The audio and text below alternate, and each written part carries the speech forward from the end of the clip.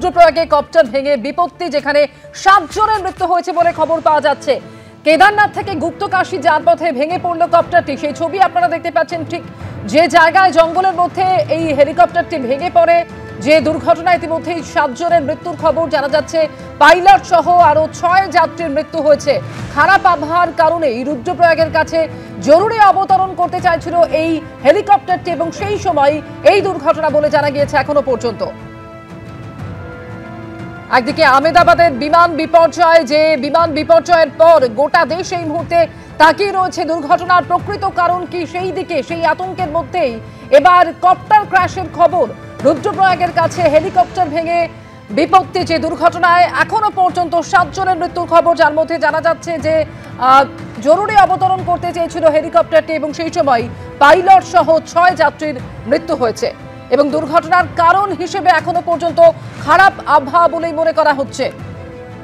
রুদ্রপ্রয়াগের কাছে জরুরি অবতরণ করতে চেয়েছিল হেলিকপ্টারটি, এবং সেই সময় দুর্ঘটনা ঘটে যায়। জঙ্গলের মধ্যে ভেঙে পড়ে হেলিকপ্টারটি। দুর্ঘটনা এখনো পর্যন্ত 7 জনের মৃত্যুর খবর। দেখো, যে পরিমাণ ধ্বংসাবশেষ রয়েছে এবং ধ্বংসাবশেষের এলাকা যতটা জুড়ে রয়েছে তা সরাতে কিন্তু রীতিমতো হিমশিম খেতে হচ্ছে প্রশাসনকে।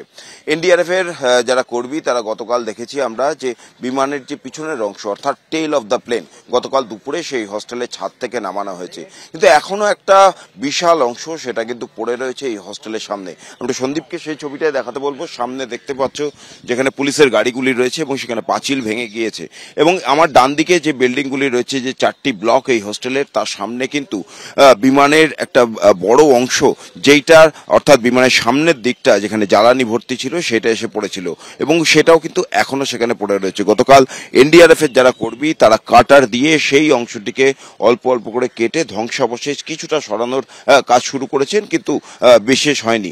অন্ধকার নেমে যাওয়ার পর কাজ বন্ধ করে দেওয়া হচ্ছে, এবং প্রত্যেকদিন সকালে আবার এনডিআরএফ এর কর্মীরা তারা আসছেন, এসে সেই ধ্বংসাবশেষ সরানোর কাজ করছেন।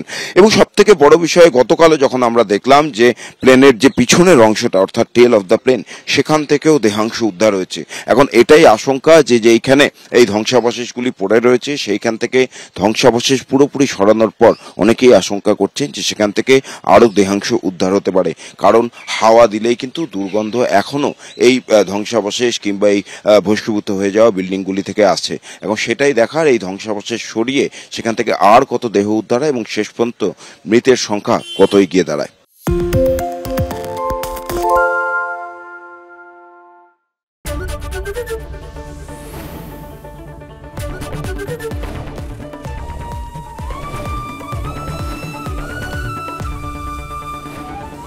এবিপি আনন্দ, এগিয়ে থাকে, এগিয়ে রাখে।